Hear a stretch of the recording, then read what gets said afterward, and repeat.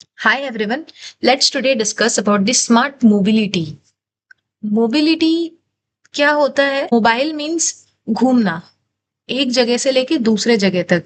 Mobility में अब घूमने से कौन सी डिवाइसेस आ जाएगी जो चीजें ट्रैवल करती है, मतलब ट्रांसपोर्टेशन सर्विसेज, हमारे रोडवेज, रेलवेज, एयरवेज, ये सारा कुछ इसमें आ गया। मतलब Tesla, Tesla is an example of smart mobility. How? क्योंकि टेस्ला जो है उसको ड्राइवर की जरूरत नहीं पड़ती है, वो अपने आप नेविगेट कर लेता है, right? So let's discuss the smart mobility as an application of new age robotic system. अब स्मार्ट मोबिलिटी किसको रेफर करता है? बेसिकली इंटेलिजेंट रोबोटिक सिस्टम्स का, ऑटोमेशन का और एडवांस टेक्नोलॉजी का यूज करना। किस लिए यूज करना? ताकि लोगों का एंड सामान का जो मूवमेंट है, मींस एक टर्मिनल से दूसरे टर्मिनल जाना होगा अर्बन या किसी भी इंडस्ट्रियल एनवायरनमेंट में, उसे इम्प्रूव किया जा पाए। मींस हम क्या करेंगे? ट्रेडिशनल सिस्टम को अपग्रेड करेंगे। कैसे अपग्रेड करेंगे?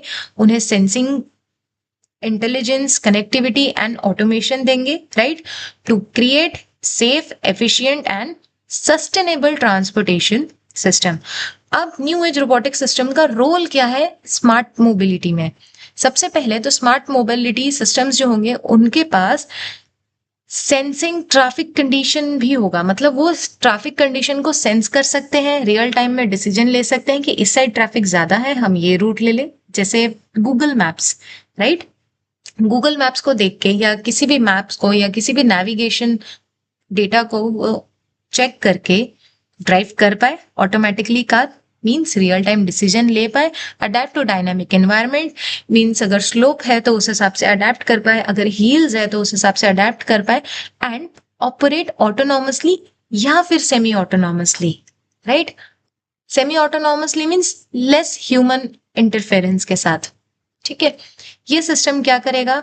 ह्यूमन डिपेंडेंसी कम करेगा, मतलब ड्राइवर का लोड कम करेगा एंड सेफ्टी एंड एफिशिएंसी बढ़ाएगा।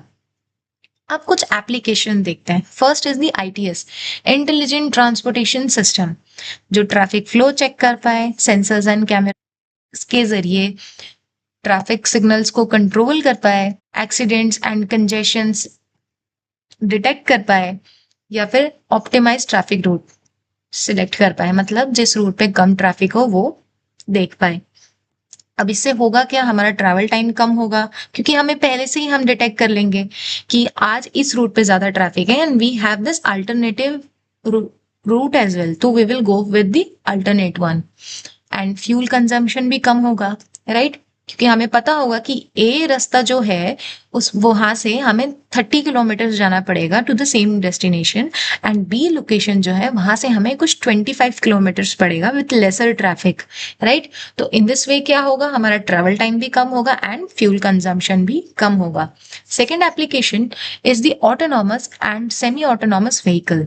मीन्स इसमें आपकी स्मार्ट ड्राइविंग कार्स आ गई, self driving cars similar to Tesla, driver assistance systems आ जाएंगे and autonomous public transport vehicles आ जाएंगे। मींस जैसे हमारे जो जनरल रोडवेज होते हैं जिसमें जो पब्लिक ट्रांसपोर्ट सर्विसेज होती है ना हमारे पास, सिटी बस, इंट्रा बस, इंटर बस, उस तरीके के ड्राइवरलेस पब्लिक ट्रांसपोर्ट। अब ये व्हीकल किस लिए यूज किए जाते हैं?